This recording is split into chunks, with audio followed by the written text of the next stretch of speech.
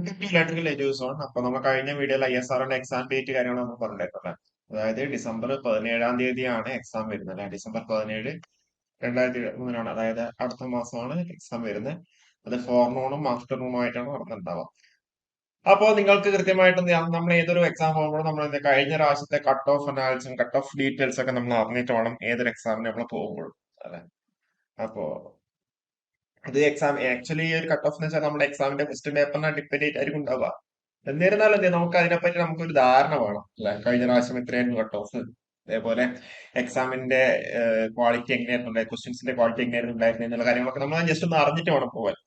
അപ്പൊ നമ്മളിപ്പം ISROന്റെ കേസ് നമ്മൾ ലാസ്റ്റ് 2017-ലും 2019-ലും 2020-ലും ഒക്കെ നടന്നിട്ടുണ്ടായിരുന്നു എക്സാം. അത് കൂടാണ്ട് 2023-ൽ എന്ന് വെച്ച് കഴിഞ്ഞാൽ നമ്മൾ ഗേറ്റ് സ്കോർ കാർഡ് വെച്ചിട്ടായിരുന്നു ഒരു എക്സാം പിന്നെ ഷോർട്ട് ലിസ്റ്റ് ചെയ്തിട്ടുണ്ടായിരുന്നത്. അപ്പൊ 2017, 19, 20-ൽ എന്താ ISROന്റെ എക്സാം അനാലിസും അതേപോലെ കട്ട് ഓഫ് ഡീറ്റെയിൽസും ആണ് നമ്മൾ പറയുന്നുണ്ടാവുക.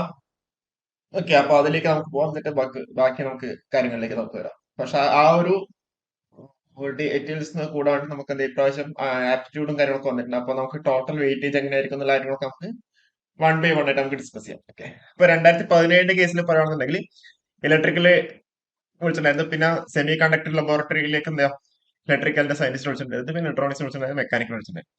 അപ്പൊ നമ്മൾക്ക് അറിയാം ആ ഒരു സമയത്ത് എന്താ 80 ക്വസ്റ്റ്യൻസ് ആയിരുന്നു ഉണ്ടായിരുന്നത്.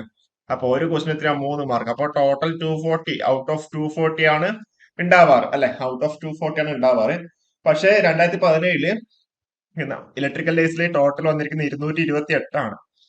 ഓക്കെ, 228 എന്ന് പറയുമ്പോൾ 12 മാർക്ക് കുറഞ്ഞിട്ടുണ്ട്. അതായത് 4 ക്വസ്റ്റ്യൻസ് എന്താ അവര് ഡിലീറ്റ് ചെയ്തിട്ടുണ്ട്. ഓക്കെ, 4 ക്വസ്റ്റ്യൻസ് അവിടെ ഡിലീറ്റ് ചെയ്തിട്ടുണ്ട്. ഇലക്ട്രോണിക്സിന്റെ കേസിൽ 231, അതായത് 3 ക്വസ്റ്റ്യൻസ് എന്താ അവർ അവിടെ ഡിലീറ്റ് ചെയ്തിട്ടുണ്ട്. ഓക്കെ, 3 ക്വസ്റ്റ്യൻസ് അവർ ഡിലീറ്റ് ചെയ്തു. 80 ക്വസ്റ്റ്യൻസിന് പകരം 77 ക്വസ്റ്റ്യൻസ് ആയിരുന്നു ഉണ്ടായിരുന്നത്. ഓക്കെ, അതേപോലെ മെക്കാനിക്കൽ കേസിൽ 234, അവിടെ 2 ക്വസ്റ്റ്യൻസ് ഡിലീറ്റ് ആക്കിയിട്ടുണ്ട്. അപ്പൊ ഇതിന്റെ കേസിൽ കട്ട് ഓഫ് വന്നിരിക്കുന്നത്, ജനറലിന്റെ കേസിൽ വന്ന കട്ട് ഓഫ് എന്ന് വെച്ചാൽ 168 മാർക്കാണ് കട്ട് ഓഫ് വന്നിരിക്കുന്നത്. അത് നമ്മളെ സെമി കണ്ടക്ടർ ലബോറട്ടറീസിലും 168 തന്നെയാണ് വന്നിട്ടുള്ളത്. അതേപോലെ ഇവിടെ SC കാറ്റഗറിന്റെ കേസിൽ പറഞ്ഞാൽ 152 കട്ട് ഓഫ് വന്നിട്ടുള്ളത്. സെമി കണ്ടക്ടർ ലബോറട്ടറീസിലേക്ക് 129 ആയിട്ട് വന്നു. ST കേസിൽ പറഞ്ഞിട്ടില്ല. പിന്നെ OBC കേസിൽ 160ഉം 154 ആയിരുന്നു ഉണ്ടായിരുന്നത്. ഇപ്പൊ ഇലക്ട്രോണിക്സ് കേസിൽ പറഞ്ഞാൽ 231 മാർക്കാണ് ടോട്ടൽ എന്ന രീതിയിൽ നമ്മൾ പറഞ്ഞു അല്ലെ. ഇലക്ട്രോണിക്സ് കേസിൽ അത്യാവശ്യം വേക്കൻസീസ് ഉണ്ടായിരുന്നു. അതുപോലെ എക്സാമിന്റെ സ്റ്റാൻഡേർഡ് എന്താ കുറവായിരുന്നു ഉണ്ടായിരുന്നത്. ഐ മീൻ ക്വസ്റ്റ്യൻസ് ഒരു മീഡിയം ലെവലിലെ ക്വസ്റ്റ്യൻസ് ആയിരുന്നു ഉണ്ടായിരുന്നത്. അതുകൊണ്ട് തന്നെ എന്താ കട്ട് ഓഫ് സ്വാഭാവികമായിട്ടും കുറഞ്ഞിട്ടുണ്ട്. 98 മാർക്കായിരുന്നു കട്ട് ഓഫ്. 98 മാർക്കായിരുന്നു കട്ട് ഓഫ് വന്നിരിക്കുന്നത്. അത് SC-ന്റെസിലും ST-ന്റെസിലൊക്കെ സെയിം ആയിട്ടാണ് കാണിക്കുന്നത്. ഓക്കെ, അതേപോലെ മെക്കാനിക്കൽ കേസിലാണെങ്കിൽ 234 ആയിരുന്നു ടോട്ടൽ ഉണ്ടായിരുന്നത്. അതിൽ കട്ട് ഓഫ് വന്നിരിക്കുന്നത് 139 മാർക്കായിരുന്നു കട്ട് ഓഫ് വന്നിട്ടുള്ളത്. ഓക്കെ, എല്ലാത്തിലും 139 രീതിയിലാണ് വന്നേക്കുന്നത്. അപ്പോ 2017 ഇലക്ട്രിക്കൽ വന്ന കട്ട് ഓഫ് വെച്ചാൽ 168ആണ്. ജനറലിന്റെ കേസിൽ 152, 160. ഇപ്പൊ 2019 വരുവാണെന്നുണ്ടെങ്കിൽ നമ്മൾ നേരത്തെ പറഞ്ഞ പോലെ 231 ഉണ്ടായിരുന്നത്. അതായത് 240 ആയിരുന്നു ഉണ്ടാവേണ്ടത്. അപ്പോ 3 ക്വസ്റ്റ്യൻസിന്റെ അവര് ഡിലീറ്റ് ആക്കി. അപ്പൊ ടോട്ടൽ 231 വന്നു. ഓക്കെ, അപ്പൊ അതിന്റെ കേസിൽ ജനറലിന്റെ കേസിൽ വന്ന കട്ട് ഓഫ് 180 മാർക്കാണ് ജനറലിന്റെ കേസിൽ വന്നത്. സെമി കണ്ടക്ടർ ലബോറട്ടറീസിലേക്ക് 171 മാർക്കായിരുന്നു കട്ട് ഓഫ് ആയിട്ട് വന്നുള്ളത്. പിന്നെ SC-ന്റെസിൽ 138 വന്നു. ഇവിടെ 137 വന്നു. OBC കേസിൽ 171 വന്നു. അപ്പൊ ഇത് 2017 അപേക്ഷിച്ച് വരുമ്പോഴെന്താ അവിടെ കട്ട് ഓഫ് കൂടുകയാണ് ചെയ്തേക്കുന്നത് അല്ലെ. 168 എന്നുള്ളത് 150 ആയിട്ട് വന്നു. ഓക്കെ, അപ്പൊ ഇവിടെ പല ഫാക്ടേഴ്സ് ഉണ്ടായിട്ടുണ്ട്. ക്വസ്റ്റ്യൻസ് ആണെങ്കിലും വേക്കൻസീസിന്റെ കുറവൊക്കെ ആണെങ്കിൽ അതിന്റെ ആ ഒരു ഫാക്ടറായിട്ട് നമുക്ക് പറയാൻ വേണ്ടി പറ്റും. പിന്നെ വന്നിരിക്കുന്നത് 2017, 2019, 2020 ആണ് കേട്ടോ. ഓക്കെ, 2020 ആണ്. 2020 ഇലക്ട്രിക്കൽ ഡേയ്സിനെ പറയുകയാണെന്നുണ്ടെങ്കിൽ അവിടെ എന്റെ ക്വസ്റ്റ്യൻസ് ഒന്നും ഡിലീറ്റ് ആക്കിയിട്ടുണ്ടായിരുന്നില്ല. 240 തന്നെയായിരുന്നു ഉണ്ടായിരുന്നത്. 240 വന്ന കട്ട് ഓഫ് വെച്ചാൽ 164 മാർക്കായിരുന്നു കട്ട് ഓഫ് ആയിട്ട് വന്നിട്ടുള്ളത്. ഓക്കെ, 164 മാർക്കായിരുന്നു കട്ട് ഓഫ് ആയിട്ട് വന്നത്. വീണ്ടും 2020 വരുമ്പോൾ എന്താ അവിടെ വീണ്ടും കട്ട് ഓഫ് എന്താ കുറയാണ് ചെയ്തേക്കുന്നത്.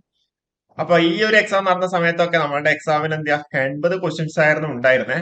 ആ 80 ക്വസ്റ്റ്യൻസ് എന്തായിരിക്കും, അത് പ്യുവർ ടെക്നിക്കൽ തന്നെയായിരുന്നു ഉണ്ടായിരുന്നത് അല്ലെ.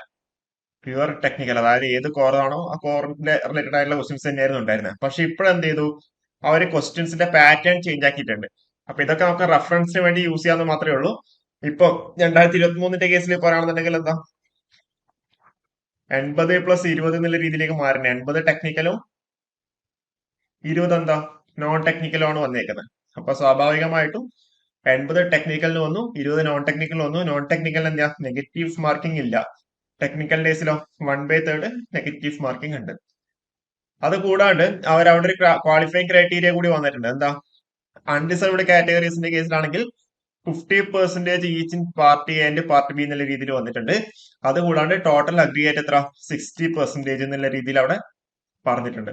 റിസർവേഷൻ കാറ്റഗറിന്റെ കേസിലാണെന്നുണ്ടെങ്കിൽ 40% each in party A party B, aggregate 50%. ഇത് മിനിമം ക്വാളിഫൈങ് ക്രൈറ്റീരിയ ആണ് കേട്ടോ.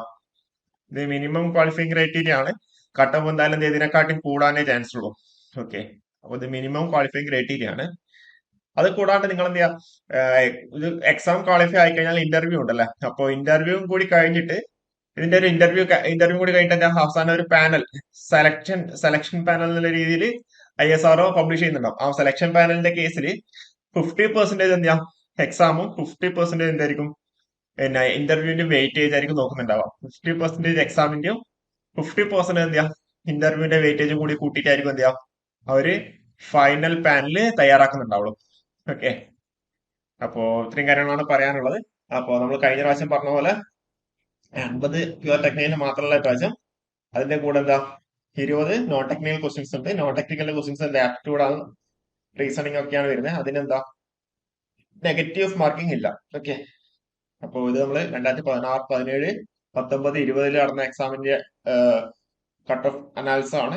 അത് കഴിഞ്ഞിട്ട് 2023 വന്നപ്പോ ഗേറ്റ് ത്രൂ ആണ് അവര് സെലക്ഷൻ നടത്തിയേക്കുന്നത്. ഓക്കെ, അപ്പോ അതിനുശേഷം ഇപ്പം വിളിച്ചേക്കുന്ന സയന്റിസ്റ്റ്, ഇലക്ട്രിക്കല്, ഇലക്ട്രോണിക്സ്, സിവിലും മെക്കും ഒക്കെ ഉണ്ട് അല്ലോ അല്ലെ. ഓക്കെ, അപ്പോൾ ഇത്രയും കാര്യങ്ങളാണ് നമുക്കിവിടെ പറയാനുള്ളത്.